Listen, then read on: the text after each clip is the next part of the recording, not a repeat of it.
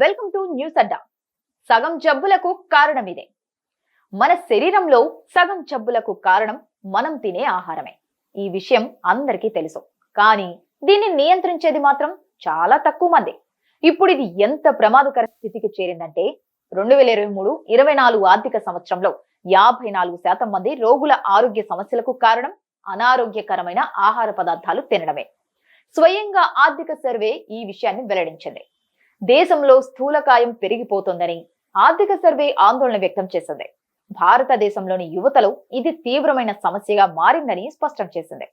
ఇకనైనా ఆరోగ్యకరమైన ఆహారపు అలవాట్ల వైపు భారత యువతను మళ్లించేందుకు చర్యలు తీసుకోవాలని సర్వే సూచించింది. ఈ సందర్భంగా మరికొన్ని కీలక మార్పుల్ని గమనించింది. గడిచిన దశాబ్ద కాలంగా భారతీయుల జీవన శైలిలో పెను మార్పులు చోటు చేసుకున్నాయి. ఇంట్లో వండిన ఆహారం కంటే రెడీమేడ్ ఫుడ్, ప్రాసెస్డ్ ఫుడ్ వైపు భారతీయులు ఎక్కువగా మొగ్గు చూపిస్తున్నారు. ఊబకాయంతో పాటు షుగర్, బీపీ లాంటి సమస్యలు రావడానికి ఇదే ప్రధాన కారణమని సర్వేలో తేలింది.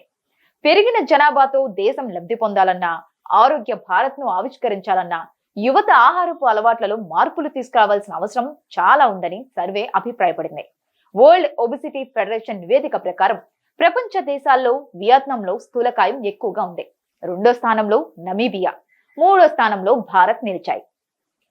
ఇక దేశంలో లెక్కలు చూసుకుంటే దేశ రాజధాని ఢిల్లీలో 41.3% మంది మహిళలు స్థూలకాయం బారిన పడుతున్నారు.